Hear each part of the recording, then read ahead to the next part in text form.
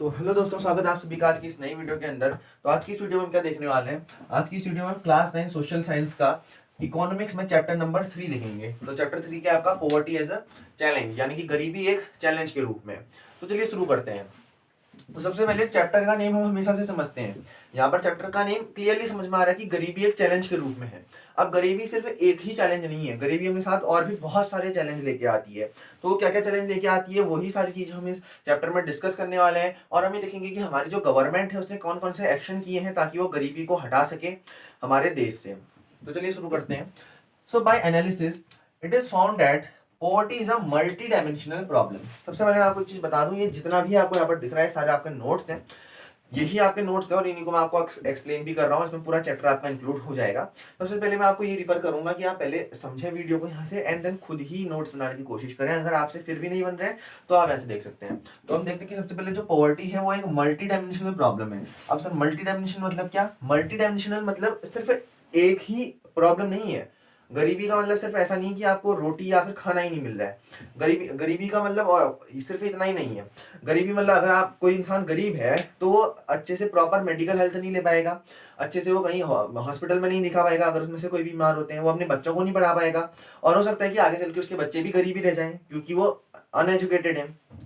तो गरीबी एक यानी कि पॉवर्टी एक मल्टी डायमेंशनल प्रॉब्लम है। ये सिर्फ एक ही चीज नहीं है। पॉवर्टी अपने साथ बहुत सारी मुसीबतों को लेके आती है और इसके अलग अलग इफेक्ट हैं डिपेंडिंग ऑन द सिचुएशन। अब पॉवर्टी के इफेक्ट सिचुएशन के हिसाब से होते हैं। तो क्या सिचुएशन के हिसाब से किस तरीके से होते हैं वो हम यहाँ से देखेंगे स्टोरीज से। आपकी बुक में एनसीईआरटी में ये स्टोरीज दे रखी हैं, और एक है अर्बन केस की और एक है रूरल केस की। ठीक है, दो स्टोरीज आपके एनसीईआरटी में दी गई हैं, अर्बन और रूरल केस की। अर्बन केस में रामचरण की स्टोरी दी गई है और वेरेस रूरल केस में लाखा सिंह की स्टोरी दी गई है। ठीक है, तो रामचरण की स्टोरी क्या कहती है आप इसको पढ़ लीजिएगा, मैं आपको यहाँ पर एक्सप्लेन कर दे रहा हूँ। रामचरण एक 33 ओल्ड मैन है, यानी कि 33 साल का है रामचरण, और उसकी 6 लोगों की फैमिली है, जिसमें वो है उसकी उसकी बीवी है और उसके 4 बच्चे हैं, और उसका ही एक भाई भी है रामचरण का। तो रामचरण झारखंड का रहने वाला है वैसे, लेकिन वो शहर में जाके क्या करता है, काम करता है रामचरण, और रोज का 1500 कमाने तक का वो मैनेज कर लेता है। यानी कि रामचरण रोज के 1500 रुपए तक कमा लेता है। अब उसकी जो पत्नी है वो भी क्या करती है, काम करती है लोगों के घरों में जाके, और वो भी कुछ 800 रुपए तक कमा लेती है। और रामचरण का जो सबसे बड़ा वाला लड़का है वो एक चाय की दुकान में काम करता है और वो 300 रुपए तक कमा लेता है।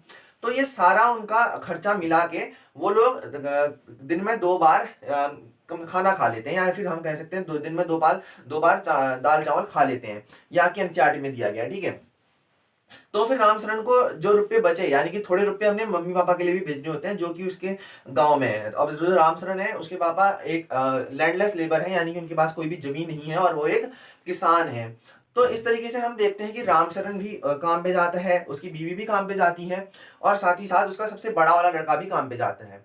उसकी एक 10 साल की लड़की भी है जो कि उसके छोटे छोटे बच्चों का ख्याल रखती है। अब उनमें से उनके उसके बच्चों में से कोई भी स्कूल नहीं जाता है क्योंकि वो सारे गरीब हैं, मुश्किल से 2 वक्त का वो खाना यहाँ पर नसीब कर पा रहे हैं, तो वो स्कूल में नहीं भेज सकते हैं। अब उसने अपने बच्चों को स्कूल में नहीं भेजा तो उसके बच्चे भी यहाँ पर अनएजुकेटेड रह जाएंगे। तो वो भी हो सकता है आने वाले कल में वो भी गरीब ही रह जाएंगे। तो यहाँ पर हम देख रहे हैं कि पॉवर्टी सिर्फ सीमित नहीं है, ये मल्टी डायमेंशनल प्रॉब्लम है। ठीक है, पॉवर्टी कोई एक ही प्रॉब्लम नहीं है। अब गरीब है भाई, स्कूल तो नहीं भेज पा रहे हैं वो तो ठीक है, लेकिन जब कोई बीमार पड़ता है तो तब वो लोग डॉक्टर के पास भी नहीं जा पाते हैं, क्योंकि आजकल हम देखते हैं कि ज्यादातर जो हॉस्पिटल्स हैं वो प्राइवेट हैं और वहां पर काफी ज्यादा खर्चा आ जाता है।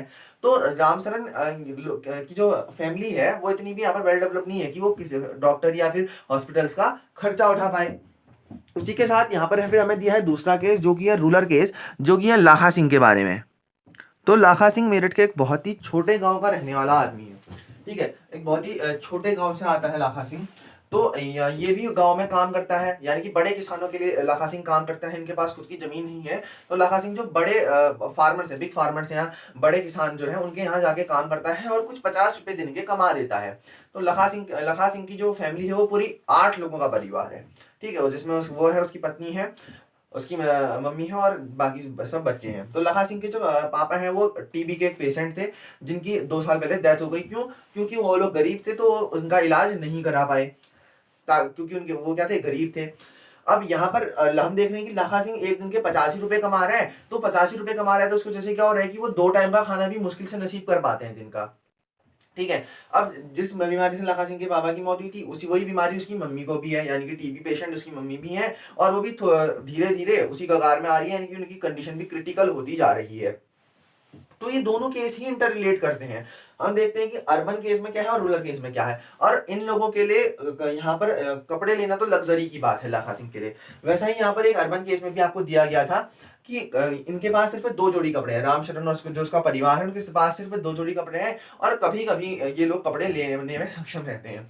तो ये दोनों ही स्टोरी हमको बता रही है कि भाई पॉवर्टी सिर्फ एक ही चीज तक सीमित नहीं है। देखो लैंडलेसनेस यानी कि जमीन का ना होना, अनएम्प्लॉयमेंट, कोई रोजगार ना होना, ना प्रॉपर मेडिकल फैसिलिटीज ना होना, ये सारी चीजें भी पॉवर्टी में आती हैं। गरीबी अपने साथ एक ही गरीबी सिर्फ यही नहीं है कि आपको खाना पीना नहीं मिल रहा है, उसके साथ और भी बहुत सारी दिक्कतें आती हैं।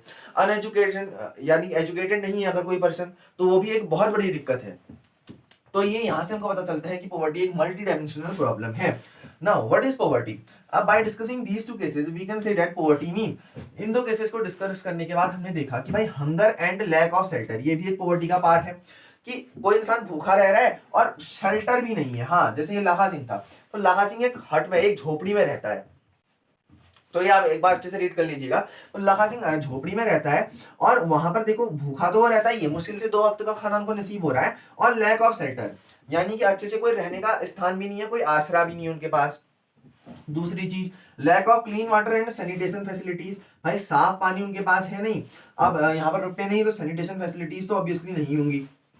उसके बाद लैक ऑफ रेगुलर जॉब, यानी कि ऐसा नहीं है कि रोज उनको जॉब मिल जा रही है, कोई उनको बुलाते रह रहा है रोज रोज कि भाई तुम आओ और हमारे यहाँ काम करो, नहीं, मुश्किल से उनको काम मिल रहा है, तो रेगुलर जॉब नहीं है, तो बेरोजगारी यहाँ पर हमको दिख रही है साफ साफ। और चौथा है living with a sense of helplessness, और एकदम आशा हार जाना, ना आशावादी ना होना, हेल्पलेस हो जा रहा है। तो हमने यहाँ पर कुछ फैक्टर्स डिस्कस कर लिए कि भाई लैक ऑफ शेल्टर, और उसी के साथ हमने देखा कि यहाँ पर हंगर, उसके बाद lack of clean water and sanitation facilities, और इसके बाद 2 पॉइंट हमने और डिस्कस कर लिए, lack of a regular job यानी कि बेरोजगारी का बढ़ते रहना, और living with a sense of helplessness. और उसके बाद हम एक पॉइंट आपके एनसीईआरटी में दिया गया, सारे पॉइंट एनसीईआरटी से लेते हैं, हम कहीं से भी बाहर से नहीं आए। Mahatma Gandhi always insisted that India can be truly independent only when poorest of its people became free of human suffering.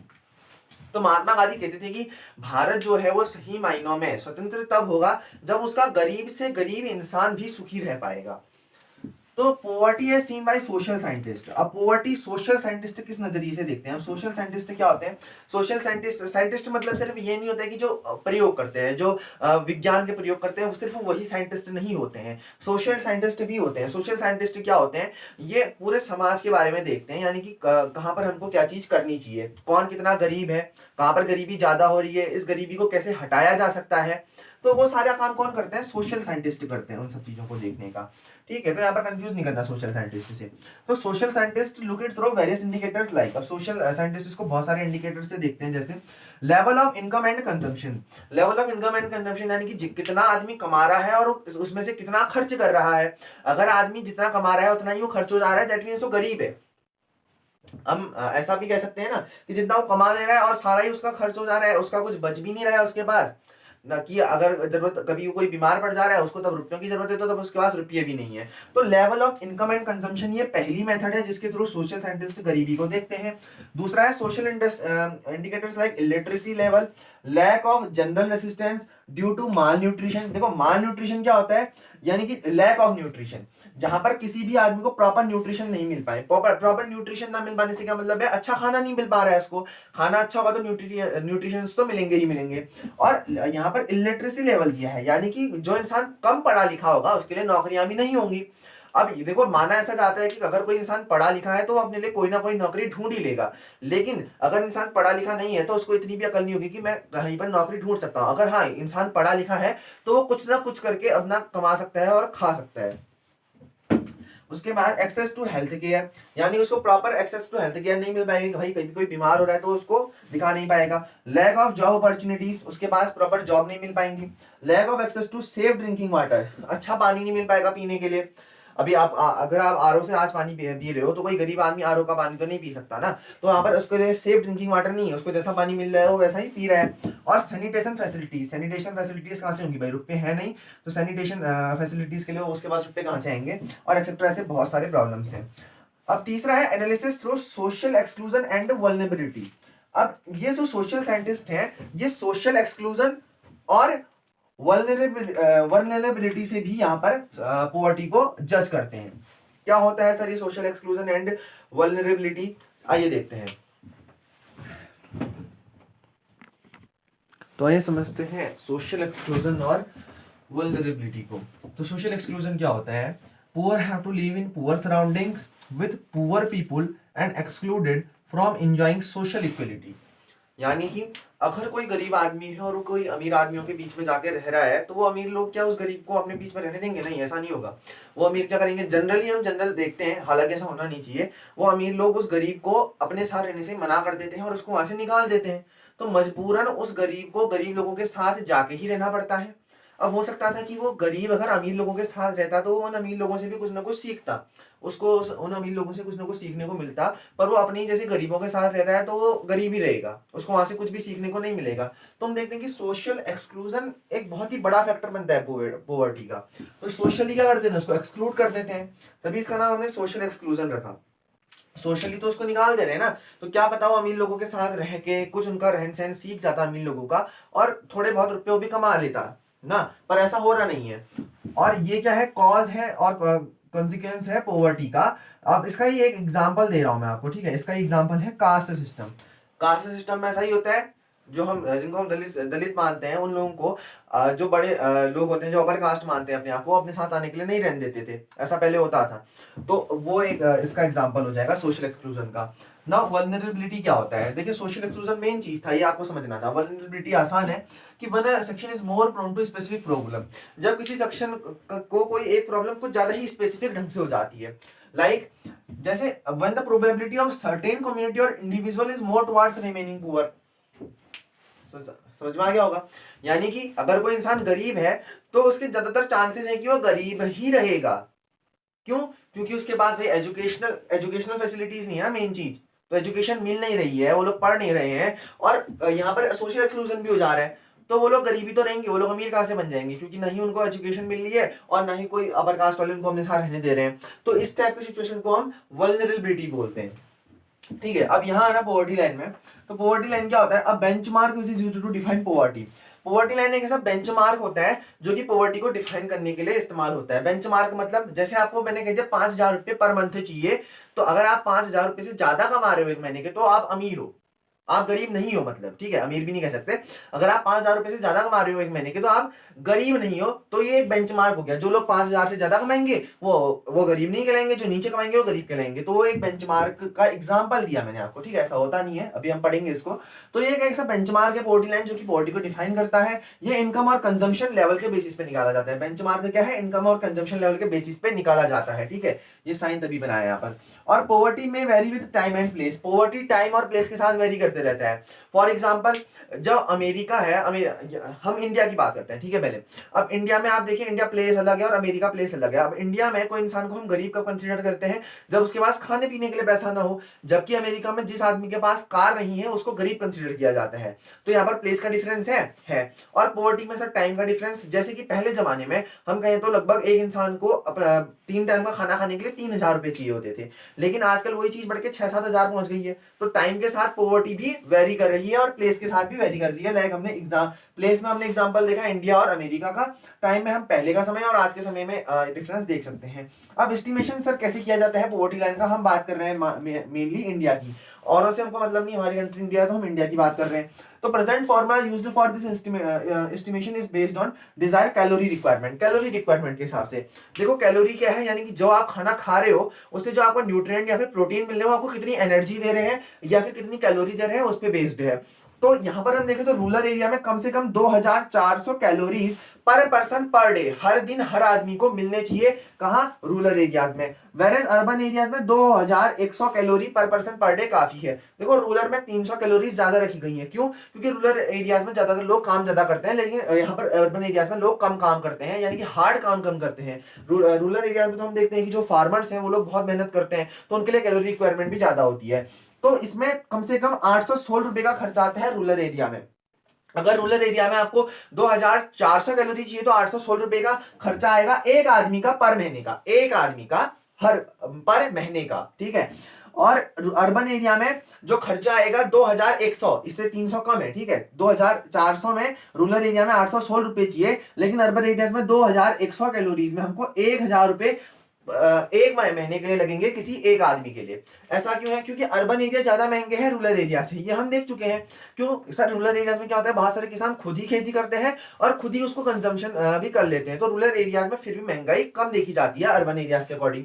अब यहाँ आ जाइएगा, तो a family of 5 members living in rural areas earning less than about 4080 per month will be below poverty line. Rural areas में अगर कोई 5 जनों का परिवार रूरल एरियाज में 4080 रुपए से कम कमाता है, 4080 रुपए से कम, इसी को आप यहाँ पर मल्टीप्लाई करके कर सकते हैं, 4080 रुपए से कम कमाता है तो उसको हम गरीब कहेंगे, वो पॉवर्टी लाइन के नीचे आ जाएगा, उस बेंचमार्क के नीचे आ जाएगा। जबकि अर्बन एरियाज में वही सेम फैमिली, 5 जनों की फैमिली अगर 5000 रुपए से कम कमाती है तो वो गरीब कहलाएगी, और 5000 उनको कम से कम चाहिए होंगे उनके बेसिक रिक्वायरमेंट्स को पूरा करने के लिए, ठीक है। अब यहाँ पर देखो पॉवर्टी लाइन एस्टिमेट कौन करता है, हमने कहा इस तरीके से करते हैं, एक बेंचमार्क हमने बना दिया है। एस्टिमेट कौन करता है? इसको एस्टिमेट करता है एनएसएसओ, इसका नाम है नेशनल सैंपल सर्वे ऑर्गेनाइजेशन। ये एक ऐसी ऑर्गेनाइजेशन है जो कि पॉवर्टी लाइन को एस्टिमेट करने का काम करती है। कहाँ की बात कर रहे हैं हम? इंडिया में। तो अब आगे बढ़ने से पहले एक टर्म दी है कि जो वर्ल्ड बैंक है वो एक यूनिफॉर्म स्टैंडर्ड यूज करता है पॉवर्टी लाइन को मेजर करने के लिए। तो वर्ल्ड बैंक ने फिक्स करा है $1.90 पर पर्सन पर डे, यानी कि जो आदमी पर पर्सन पर डे $1.90 से कम कमा रहा है ना, जो आदमी, ठीक है, पर डे का है या नहीं मैं आपको बता दूंगा लास्ट की में वीडियो के। तो जो आदमी 1.90 से कम कमा रहा है वो पॉवर्टी लाइन के नीचे आएगा, ठीक है। ना देखो पॉवर्टी एस्टिमेट्स, ठीक है, तो पॉवर्टी एस्टिमेट्स क्या है? ये पर डे का है, ठीक है, 1.90 पर डे का है। तो पॉवर्टी एस्टिमेट्स में हम क्या देखते हैं, आपको एक टेबल दिया गया है आपकी बुक में, आप देख सकते हैं उसको। तो पॉवर्टी एस्टिमेट्स में हमको यहाँ पर पॉवर्टी रेशियो दिया है, नंबर ऑफ पीपल दिया है। तो मैं मेन फोकस आपका यहाँ होना चाहिए टोटल में। और इस रूरल अर्बन में एक चीज देखो कि रूरल में ज्यादा पॉवर्टी दिख रही है हमको और अर्बन में बहुत कम केसेस हैं। लेकिन हम देखते हैं कि रूरल में एकदम से गिराव आ रहा है, एकदम से लोग कम हो रहे हैं, पुअर लोग यहाँ भी इस तरीके से बहुत जल्दी गिराव आ रहा है रूरल केसेस में ना।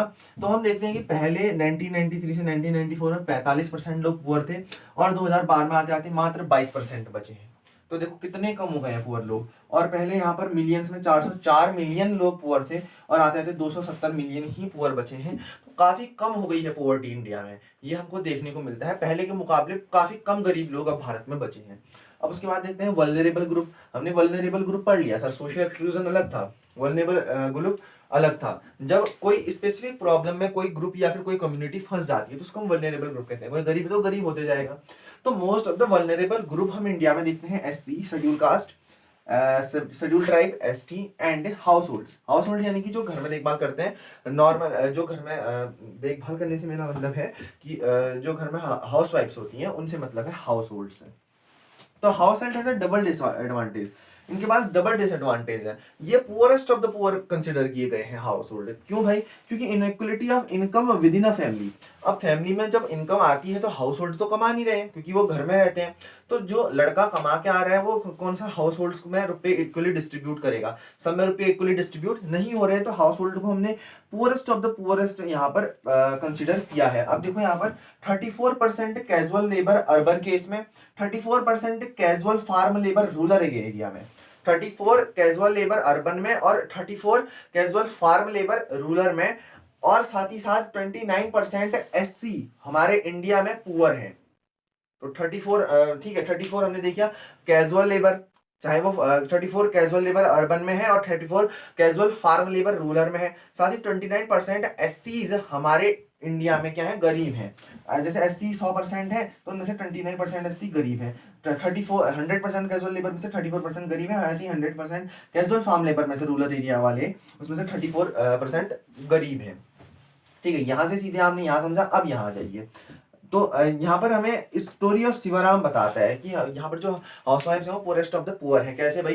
देखो स्टोरी ऑफ शिवराम में शिवराम एक कॉबलर है, एक मोची का काम करता है, ठीक है। वो 160 रुपया कुछ पर डे कमा लेता है और उसकी एक वाइफ भी है शशिकला, तो वो भी जब काम करती है तो उसको लगभग 100 रुपये मिलते हैं। तो शिवराम से कम कमाती है क्योंकि वुमेन्स को कम पेड किया जाता है कभी भी, हमने ये देखा है। ठीक है। तो वो उनकी फैमिली पूरे 8 लोगों की है। तो जो शिवाराम है उसके 8 लोगों की फैमिली, उसमें उसकी विधवा माँ भी है। ठीक है। तो वो भी क्या है, बीमार है और वो एकदम मरने की कगार पे है। तो शिवराम में सबसे जो छोटा बच्चा है शिवराम का, वो एक लड़का है। उसके फैमिली में एक ही लड़का है, तो वो सोच रहा है कि वो उस लड़के को ही पढ़ाए, तो बाकी लड़कियों को वो नहीं पढ़ा रहा है। तो देखो यहाँ पर भी क्या है, डिस्पैरिटी हमको दिख रही है। तो जो हाउस होल्ड है या फिर हम कहें जो वुमेन्स हैं, उनको पुअरेस्ट ऑफ द पुअरेस्ट हम कंसिडर कर सकते हैं। तो शिवराम सोच रहा है कि वो सिर्फ अब अपने लड़के को ही पढ़ाएगा, उसको अपनी लड़कियों की पढ़ाई में कोई भी इंटरेस्ट नहीं है। शिवराम दिन में एक बार दूध लाता है और वो अपने लड़के को ही देता है। अब आप लोग सोच रहे हो कि शिवराम अगर 160 रुपया कमा रहा है एक महीने का, तो क्या उसमें बुराई है एक दिन का। ठीक है। तो ये काम उसका रोज का नहीं है शिवराम का, ये उसको सिर्फ 5-6 महीने के लिए मिलता है। बाकी वो काम के लिए भटकते रहता है, क्योंकि मोची का काम कितना चलेगा वो हम सब देखते ही हैं। तो इंटर स्टेट डिस्पैरिटीज ये आपका नया टॉपिक है। तो the proportion of poor people is not same and success rate of reducing poverty varies from place to place. अब देखो पुअर पीपुल का जो रेशियो है वो पूरे इंडिया में हर जगह सेम नहीं है। यानी कि देखो यहाँ अगर मैं बात करता हूँ दिल्ली की या मुंबई की, तो दिल्ली में अलग पुअर होंगे, मुंबई में अलग पुअर होंगे। जरूरी नहीं है दिल्ली में 34% ही पुअर है तो मुंबई में भी 34% हो, वहां कम हो सकते हैं। तो ये वेरी करते रहता है, और ये प्लेस टू प्लेस वेरी करते रहता है। और success rate reducing the poor का, यानी कि गरीब लोगों को कम करने का जो सक्सेस रेट है, कि गरीबों को की संख्या को कम करने का सक्सेस रेट भी प्लेस टू प्लेस वेरी करता है। अब देखो मध्य प्रदेश, आसाम, उत्तर प्रदेश, बिहार, ओडिशा, ये हाई लेवल के पुअर मतलब पुअरेस्ट स्टेट में आते हैं इंडिया के, जिसमें से बिहार और ओडिशा सबसे पुअरेस्ट स्टेट है इंडिया के। 33.7% बिहार में पुअर है और 32.6% ओडिशा में पुअर है। जितने स्टेट नहीं आए हैं वो थोड़े ठीक ठाक कंडीशन में है। तो देखो in India poverty has been significantly declined in Kerala, Maharashtra, Andhra Pradesh, Tamil Nadu. Kerala, Maharashtra, Andhra Pradesh और तमिलनाडु में एकदम से पॉवर्टी घटी है, और गुजरात और वेस्ट बंगाल में भी साथ में। ठीक है। तो केरला हो गया, महाराष्ट्र हो गया, आंध्र प्रदेश हो गया, तमिलनाडु हो गया, गुजरात हो गया, वेस्ट बंगाल हो गया, यहाँ एकदम से पॉवर्टी घटने को हमें देख रही है। तो आप इसको जल्दी से नोट करिए, फिर हम बढ़ते हैं अपने नेक्स्ट टॉपिक की ओर। तो हम देखते हैं ग्लोबल पॉवर्टी सिनेरियो को। अभी तक हमने जो पॉवर्टी देखी वो इंडिया के पर्सपेक्टिव से देखी, कि इंडिया में हम पॉवर्टी को किस तरीके से मेजरमेंट करते हैं, कैलोरी रिक्वायरमेंट हमने देखा। अब पूरे ग्लोब में, ग्लोबल यानी कि पूरे विश्व में किस तरीके से पॉवर्टी में क्या इम्पैक्ट रहा है, पॉवर्टी का किस तरीके से कम हुई है या बढ़ी है पॉवर्टी, वो देखने वाले हैं।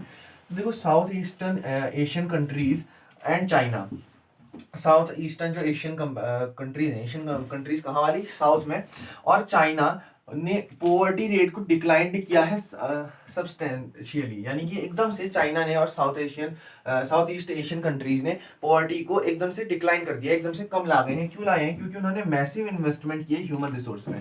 हम पढ़ चुके हैं कि अगर हम ह्यूमन रिसोर्स में इन्वेस्टमेंट करते हैं तो वो हमको आउटपुट में कुछ अच्छा ही देता है, एसेट ही बनाता है।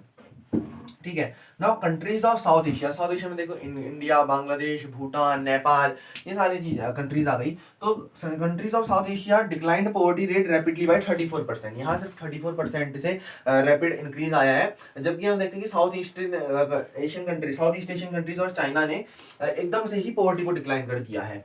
और इन सब सहारन कंट्रीज, सब सहारन अफ्रीका, ठीक है, सब सहारन अफ्रीका पॉवर्टी जो है वो 51% थी 2005 में, और 2015 में आते आते एकदम से 41% में आ गई है, which is a big deal.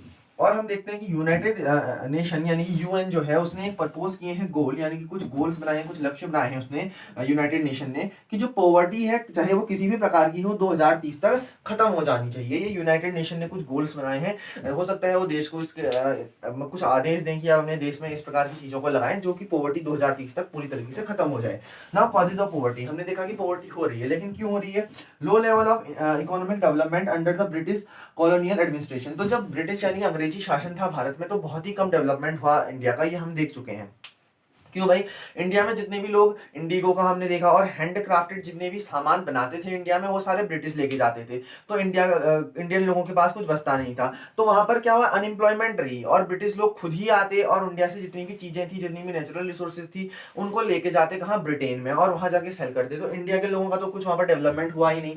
तो पहला रीजन तो ये हो गया कि low level of economic development during the British colonial administration. Now second है effect of green revolution is in certain part of country. अब ग्रीन रिवॉल्यूशन आया तो फार्मरों को बड़ा फायदा हुआ, लेट 1960 में आया था, ठीक है। वेस्टर्न उत्तर प्रदेश में और पंजाब के फार्मर सबसे पहले थे इसका फायदा उठाने वाले, बट एक कुछ पार्ट में ही था इंडिया के, हर जगह नहीं फैल पाया। हर जगह फैलता तो एक हरित क्रांति, ग्रीन रिवॉल्यूशन जो है हर जगह फैलता तो एक काफी बड़ा बदलाव हमें देखने को मिलता पॉवर्टी में। अब migration to cities which lead to lower level standard of living. अब लोग क्या करते हैं, गांव से निकल के शहरों में चले जाते हैं, पर शहरों में जाके वो एकदम गरीब बन के रहते हैं। उनको ये नहीं पता कि जितने रुपयों में वो शहरों में खर्च कर रहे हैं, उतने ही रुपयों से वो गांव में अमीर बन के रह सकते हैं। क्योंकि हमने देखा कि गांव में महंगाई कम है, वहां पर कैलोरी रिक्वायरमेंट के लिए आपको सिर्फ 816 रुपीज पर मंथ चाहिए, जबकि शहर में ये 1000 बन जाता है। Now huge income equalities. अब इनइक्वलिटीज, ठीक है, इक्वलिटीज नहीं है, इनइक्वलिटीज है। इनकम में इनइक्वलिटी, भाई देखो अगर बहुत ज्यादा इनइक्वलिटी है। अब जो किसान खेत में फसल उगा रहा है, उससे कम दाम में खरीद के उसको ज्यादा दाम में बेचा जा रहा है, तो ये इनइक्वलिटी है ना कहीं हर जगह दाम बिल्कुल भी बराबर नहीं हो पा रहे हैं। तो ये एक बहुत ही बड़ा रीजन है कि जिस चीज की जितनी कॉस्ट है, जितनी कीमत है, उसको उतना मिलना ही चाहिए। और लास्ट है socio culture and economic factors. अब देखो सोशियो कल्चर और इकोनॉमिक फैक्टर्स में यहाँ पर क्या आता है। अब जैसे कि जो लोग बहुत ज्यादा गरीब हैं, वो लोग भी बहुत ज्यादा रुपए खर्च कर देते हैं। कहाँ पर, जैसे कोई रिलीजियस सेरेमनी हो गई, शादी हो गई सपोज दैट, तो जो लोग बहुत गरीब हैं वो शादी में नहीं, कोट पैंट उनको चाहिए, तो वो लोग उसमें ज्यादा रुपये खर्च करके कुछ भी हो जाए लेकिन वो शादी में कोट पैंट पहन के ही जाएंगे। तो ये भी एक रीजन है कि लोग पॉवर्टी में जा रहे हैं। भाई रुपये होना हो लगे, लेकिन आपको मतलब अच्छे से स्टैंडर्ड लिविंग करनी है, तो ये भी एक कॉज है पॉवर्टी का। अब देखते हैं एंटी पॉवर्टी मेजर्स, यानी कि पॉवर्टी को रोकने के लिए हमारी गवर्नमेंट ने क्या क्या स्टेप लिए हैं। तो अब देखते हैं एंटी पॉवर्टी मेजर्स, यानी कि गवर्नमेंट ने क्या क्या एक्शन लिए हैं पॉवर्टी को कम करने के लिए। इंडिया की हम बात कर रहे हैं, तो एंटी पॉवर्टी मेजर्स में 2 एक्शन लिए गए हैं mainly. Promotion of economic growth, यानी कि इंडिया की इकोनॉमिक ग्रोथ को प्रमोट करने के लिए। इकोनॉमिक ग्रोथ यानी कि इंडिया की जीडीपी को बढ़ाने के लिए, यानी कि इंडिया में प्रोडक्शन बढ़ाना और उसकी सेलिंग भी बढ़ाना, यानी कि प्रोडक्शन और सेलिंग इसको बढ़ाते रहना। तो इस तरीके से भी पॉवर्टी कम हो सकती है, ठीक है। जितना देश अमीर बनेगा उतनी ज़्यादा गरीबी कम होगी। और 1980 के बाद इंडिया की इकोनॉमिक ग्रोथ सबसे हाईएस्ट है, ये आपको बताना चाहिए।